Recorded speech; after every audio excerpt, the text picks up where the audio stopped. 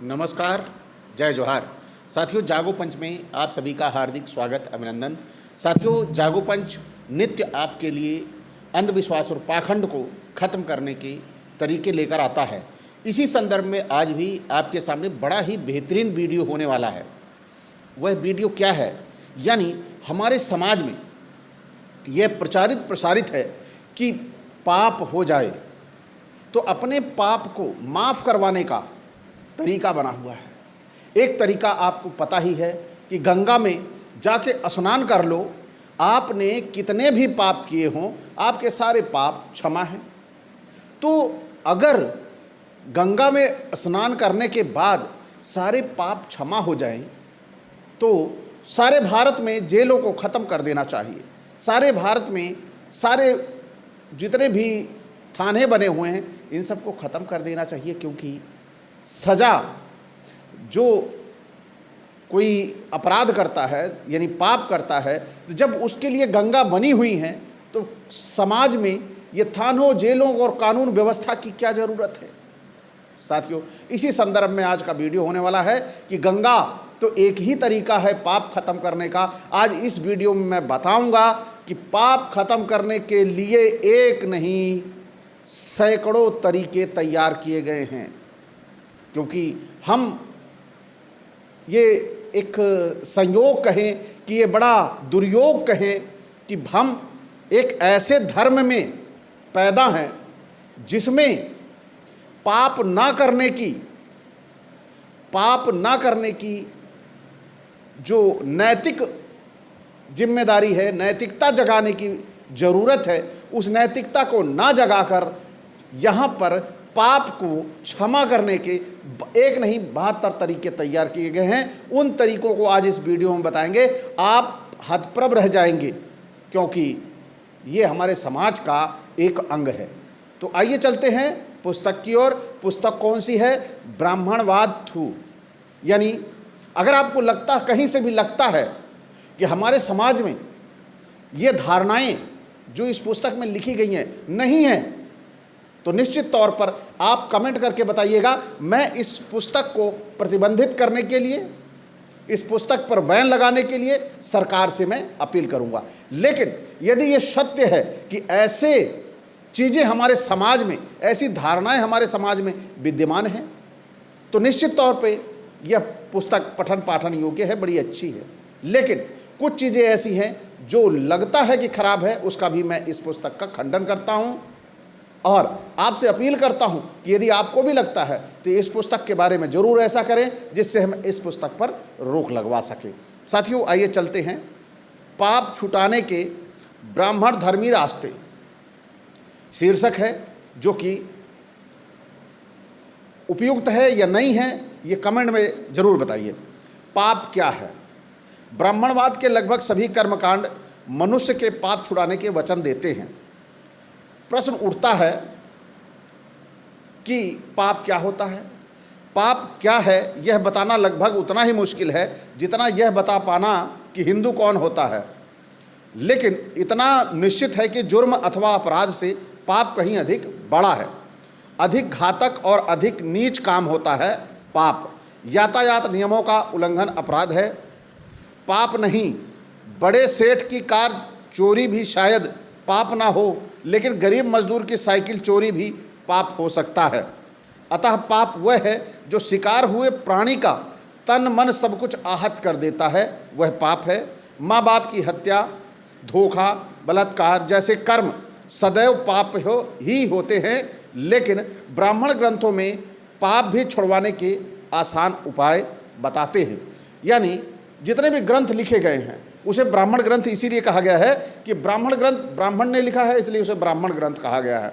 तो यहाँ पर किसी को तकलीफ़ होने की ज़रूरत नहीं होनी चाहिए, क्योंकि कोई भी ग्रंथ ओबीसी एससी के किसी व्यक्ति ने नहीं लिखा।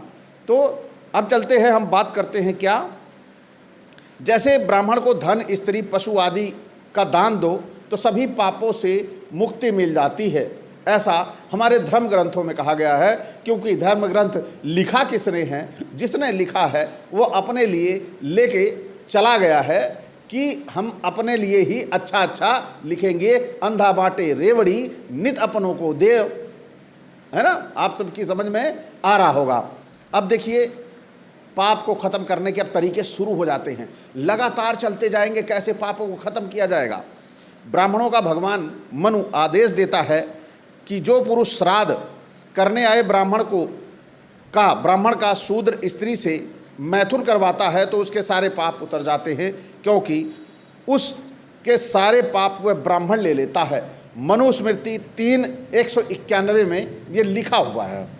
तो आप सभी को समझ गया पाप उतारने का एक तरीका। दूसरा तरीका है, कथा है कि एक बार एक सूअर भागता हुआ एक मुसलमान से टकरा गया।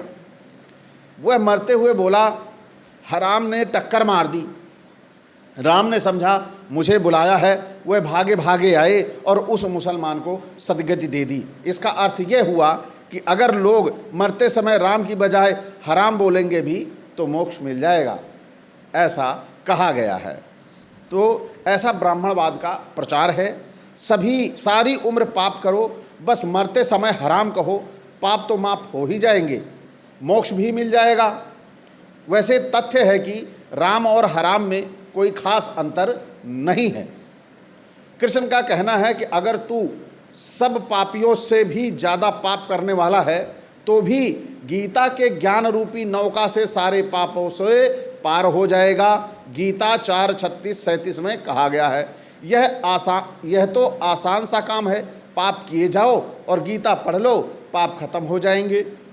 तभी तो कृष्ण ने अपनी मामी राधा और बहन सुभद्रा को भी नहीं छोड़ा, बाद में अपने बहन को गैर मर्दों के हाथों अगवा करवा दिया। जब उसकी बताई गीता पढ़ने से ही पाप मिट जाते हैं तो उसे स्वयं तो कोई पाप लग ही नहीं सकता। यानी अपनी बहन का अपहरण कराने में कृष्ण का बहुत बड़ा हाथ था।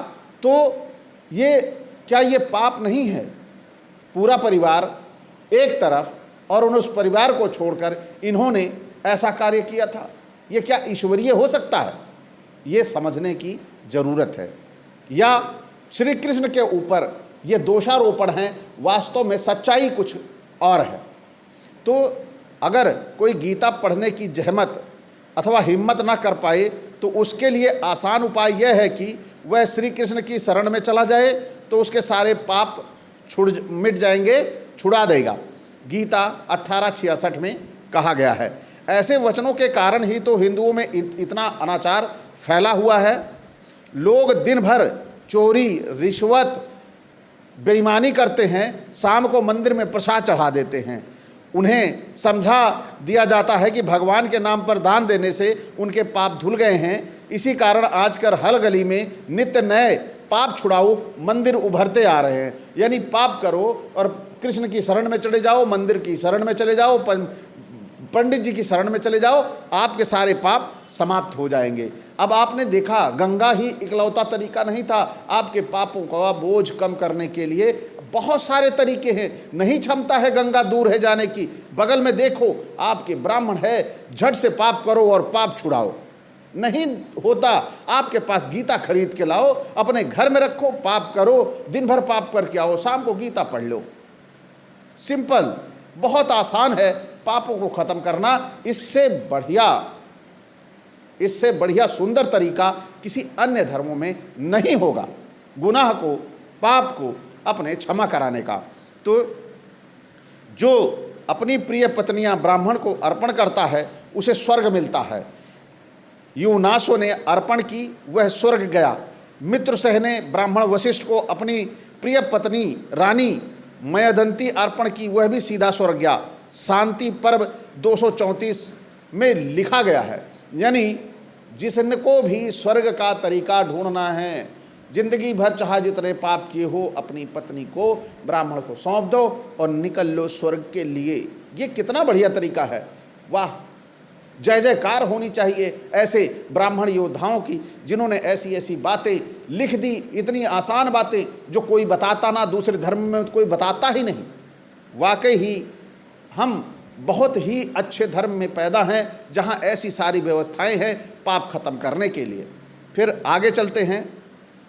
गायत्री मंत्र का 1000 बार जाप कर लेने से भारी से भारी पाप भी छूट जाते हैं, जैसे केंचुली से सांप छूट जाता है। इसीलिए तो मंत्र जाप करने वाले ब्राह्मण इतने पापी होते हैं। मनुस्मृति 2:54 पे लिखा गया है ये कि गायत्री मंत्र का जाप करने से 1000 बार सारे पाप छूट जाते हैं। जब छूट जाते हैं तो पाप करने में हिचकिचाहट क्या। गायत्री मंत्र तो होठों पर सबके दिमाग में बसा हुआ है, और पाप करते जाओ, जैसे ही पाप खत्म हो तुरंत शुरू कर दो गायत्री मंत्र। पाप करने जाते वक्त जाप करते जाओ, पाप करके लौटते वक्त जाप करते आओ, आपके सारे पाप क्षमा। इससे गोल्डन अपॉर्चुनिटी और क्या मिल सकती है आपको। इस मतलब बहुत ही गोल्डन धर्म है ये। महावंश पुराण के अनुसार सिंघल द्वीप के राजा जयसिंह ने अपने बाप की हत्या करके राजगद्दी हथिया ली। बाद में उसे ग्लानि हुई और उसने गद्दी की खातिर अपने बाप को मार दिया। वह बौद्ध भिक्षु के पास गया कि वे धन लेकर उपाय करें कि जिससे इसे पाप से मुक्ति मिल जाए। बौद्ध भिक्षुओं ने ऐसा करने में असमर्थता जताई। जब वह राजा शैव ब्राह्मणों के पास गया तो ब्राह्मणों ने खूब धन लिया और यज्ञ आदि कर्मकांड करके उस राजा को जता दिया कि उनके भगवान ने उनको माफ़ कर दिया। ब्राह्मणों द्वारा बाप की हत्या करने का पाप उतार दिए जाने पर राजा ने अपने राज्य में रह रहे सभी बौद्धों यानी बच्चे, बूढ़े, स्त्रियों, जवानों का कत्ल कर दिया। ब्राह्मणों का पाप उतारने अर्थात धन कमाने का फिर अवसर मिल गया। अब यहाँ भी बड़ा गोल्डन अपॉर्चुनिटी मिली। भाई पाप उनको कम कराना था। बाप की हत्या अगर कोई भारत में बता दे कोई बाप की हत्या का पाप कम करा सकता है, कोई ओबीसी एससी नहीं करा सकता। लेकिन आप चले जाइए उनके पास तो उसके लिए यज्ञ, दान, महायज्ञ, ये सारी विधाएं करके आपके सारे पापों को क्षमा करवा देंगे। आइए आगे चलते हैं। सत्यनारायण की कथा सुनने तथा व्रत करने से धन मिलता है, ऐसा हमारे समाज में प्रचारित है। इसको झुठलाया नहीं जा सकता, इसको नकारा नहीं जा सकता, और पाप व अपराध की सजा से मुक्ति मिलती है सत्यनारायण की कथा सुनने से। अब आप समझ सकते हैं गंगा ही अकेली नहीं है, आपके पापों पग पग पर आप अपने पापों को क्षमा करा सकते हैं, ख़त्म करा सकते हैं। तो मैं भी जैसे जो भी वीडियो बनाता हूँ, अगर ये किसी को बुरी लगती हैं, अगर ये इससे कोई तकलीफ़ होती है, आहत होती है, तो मैं भी लास्ट में गायत्री मंत्र पढ़ दूंगा। क्या उनकी भावनाओं को शांति मिल जाएगी? तो भावनाएं आहत होती हैं, अगर आपको तकलीफ़ होती है तो ऐसी चीज़ें हमें समाज से ख़त्म कर देनी चाहिए जो असामाजिक हो। यानी पाप ख़त्म करने के लिए तरीके नहीं बताए जाने चाहिए, पाप न करने के तरीके बताने जाने चाहिए कि व्यक्ति पाप ही ना करे। तो हमें नैतिकता जगाने की ज़रूरत है। हम नैतिकता को ध्यान में रख के अपनी भावनाओं को चलेंगे कि या पाप खत्म करने के तरीकों को लेके चलेंगे। हमें ज़रूरत है कि हम नैतिकता अपने अंदर लाएं कि पाप को ख़त्म करने के तरीके ना बताएं, हम तरीके बताएं कि पाप ही ना कोई करे। आइए चलते हैं। अब देखिए, किसी को दुकान करने की ज़रूरत ही नहीं, किसी को फैक्ट्री चलाने की ज़रूरत नहीं, किसी को दफ्तर जाने की आवश्यकता नहीं, बस सत्यनारायण की कथा करते जाओ, धन तो मिल ही जाएगा। सरकार को भी चाहिए कि वह लोगों पर टैक्स लगाने की बजाय सत्यनारायण की कथा करवाती रहे और उसे धन मिलता रहेगा। 2 नंबर का धंधा भी बंद हो जाएगा, और जो ज़रूरत हो कथा करवाओ और धन बनाओ। भाई बहुत बढ़िया बात लिखी है। अब आप देखते होंगे कि बहुत सारे लोग भी हमारे समाज में अंधविश्वास और पाखंड को लेकर बहुत सारे कुकर्म कर डालते हैं, जैसे बलि तक चढ़ा देते हैं। यानी हमारे समाज में ही ऐसी भी प्रथाएं हैं कि फलां को डिस्टर्ब करने के लिए, फलां को, अमुक व्यक्ति को, यानी अपने पटीदार को, अपने परिवार में किसी व्यक्ति को या किसी अपने पड़ोसी को आहत करने के लिए लोग बलि देते हैं कि वो जाके इनकी बलि से उसको नुकसान पहुंच जाए। तो वहाँ पर क्या होता है, जब ऐसी ही चीज़ें बड़ी हैं, ऐसी ही चीज़ें हो जा रही हैं, तो हमें बड़ी सेना रखने की क्या ज़रूरत है। हम अगर एक बकरी की बलि चढ़ाने से दूसरा व्यक्ति नहीं रहता इस दुनिया में, तो हमें क्या करना चाहिए, हम बकरियों के पूरे मैदान पलवा देने चाहिए, सारी तोपों को, सेना को हटा देना चाहिए। यहाँ हमने बलि चढ़ाई, उधर हमारा पाकिस्तान साफ। तो अब इस तरह की चीज़ें हमारे समाज में प्रसारित हैं, तो कि लोगों को आंखों को खोलने की ज़रूरत है। नैतिकता है कि हम पाप ना करें, हम किसी को भी बताएं। ये नहीं, पापों को ख़त्म करने के लिए जितने पाप हों उससे ज़्यादा तरीके बता दो कि व्यक्ति गुनाहों से ना घबराए, पापों से ना घबराए। तो यही हमारे समाज में प्रसारित है। फिर आगे चलते हैं। अभी यहीं पर ख़त्म हो जाती तो कोई बात नहीं, लेकिन अब ये ख़त्म होने का नाम नहीं ले रही है कि इतनी व्यवस्थाएं कर दी हैं। गरुड़ पुराण लिख रहा है 17:1 के अनुसार, जो मनुष्य ब्राह्मण को दान देता है उसे मोक्ष प्राप्त हो जाता है। और यह तो और भी आसान रास्ता है, सारी उम्र पाप करो, ब्राह्मण को दान दो, पाप मिटेंगे ही, मोक्ष तो मिल जाएगा। मोक्ष प्राप्ति का रास्ता और कोई बता नहीं सकता, कोई दूसरे के पास है ही नहीं, ब्राह्मण के पास सब कुछ है। तो सारी उम्र पाप करते जाओ और लास्ट में पकड़ो, लो भैया बताओ मोक्ष मिला कि नहीं। वो अपने आप बताएगा। 500 दोगे कहेगा नहीं मिला, 1000 दोगे नहीं मिला, अब ले जाओ तुरंत 10,000 रुपये धर दो, वो अपने आप कहेगा बच्चा तथास्तु, मिल गया मोक्ष। मोक्ष तो उसके जीभ पे बैठा हुआ है, वहाँ नहीं है कहीं अलग, कहीं मोक्ष नहीं है, वो तो उसके जीभ पे बैठा हुआ है। वो जो बोल देगा वो हो जाएगा, क्योंकि वह धरती पर देवता पैदा है, ऐसा उसने बना दिया है, सारी पुस्तकों में ऐसा लिख दिया है और आपके दिमाग में ऐसा घुस गया है कि वही सारा करता धरता है, वही भगवान का सबसे बड़ा प्रिय है। क्या और जितने लोग हैं ये भगवान के प्रिय नहीं हैं, भगवान के बनाए हुए लोग नहीं हैं? अगर ये नकार दें तो हम भी स्वीकार कर लेंगे कि नहीं, वो देवता पैदा है। अब स्वयंभू तुम खुद किताब लिखो और खुद बड़े बन जाओ, ये कहाँ का नियम है भैया? तो यह केवल बहकाने और झुठलाने की बातें हैं। तुलसी का कहना है कि रामेश्वर के दर्शन होने से ही व्यक्ति की स्वर्ग की सीट पक्की हो जाती है, वहाँ गंगा जल चढ़ाने से मोक्ष तो मिल जाता है। प्रयाग के बारे में तुलसी ने राम से कहलवाया है कि हे सीता, प्रयाग को देखो, इनके दर्शन से ही करोड़ों जन्मों के पाप भाग जाते हैं। त्रिवेणी स्वर्ग की सीढ़ी है। अब तो लोगों की समझ में कुछ आ ही गया है, वरना कुछ एक साल पहले अनेक लोग यहाँ आकर आत्महत्या करते थे ताकि त्रिवेणी में डूब कर मर जाएं और उन्हें स्वर्ग की सीढ़ी मिल जाए, वहाँ लगी हुई थी, और वो सीधा स्वर्ग चले जाएं। ब्राह्मण ग्रंथों के अनुसार ब्राह्मण की हत्या का सबसे बड़ा पाप है। अयोध्या दर्शन करने मात्र से ही ब्राह्मण की हत्या का भी पाप छूट जाता है। साथ में 7 जन्मों के पाप भी दूर हो जाते हैं, साथ में सभी प्रकार के ऋणों से मुक्ति भी मिल जाती है, और सबसे बढ़कर पुनः गर्भ में आना नहीं पड़ता। शायद सरदार बेअंत सिंह को यह पता नहीं होगा, वरना वह भी अयोध्या आ जाते और ब्राह्मण इंदिरा गांधी की हत्या का पाप उतर जाता और मोक्ष भी मिल जाता। बेकार में ही फांसी चढ़ा। सरकार को चाहिए कि इस नियम के पोस्टर छपवाकर हर गली मोहल्ले में लगवा दे, ताकि जो भी ब्राह्मण की हत्या का दोषी हो सीधा अयोध्या आए और अपने पापों से मुक्ति पा जाए। तो साथियों, इसी तरह बहुत सारे ऐसे तरीके बताए गए हैं, जो उन तरीकों में मैं थोड़ा शॉर्ट में बताऊंगा, कि जिससे कि अभी तो पुस्तक के अंश बहुत बड़े हैं, लेकिन मैं शॉर्ट में अब ले रहा हूँ क्योंकि वीडियो बहुत ज़्यादा लंबा हो रहा है। देवी भागवत पुराण में यमराज सावित्री से कहते हैं, आदमी ब्राह्मण को घी दूध पिलाता है, सोना चांदी देता है और उसे 1 मवंतर तक स्वर्ग मिलता है। जमीन और बहुत अधिक धन देने पर लंबे समय तक स्वर्ग मिलता है। यानी स्वर्ग लेने के लिए आप जमीन दान कर रहे हो, इतने दिन के लिए स्वर्ग मिलेगा। उसके बाद सोना दान कर रहे हो, इतने दिन के लिए मिलेगा। और सोने की ईंटें दे रहे हो, या यानी जैसे बढ़ाना चाहो, यानी जितना मीठा करना चाहो उतना गुड़ डालते जाओ, उतना बढ़िया स्वर्ग में प्लॉट बुक होता चला जाएगा, चाहे जितने पाप किए रहो। फिर अब आप देखिए, ब्राह्मण के पैरों की धूल या चरणामृत की एक बूंद भी पापी के शरीर पर पड़ जाए तो सारे पाप खत्म हो जाएंगे और वह आदमी स्वर्ग जाएगा। पद्म पुराण में लिखा गया है। अगर कोई समझदार हो तो उसे यही धंधा कर लेना चाहिए।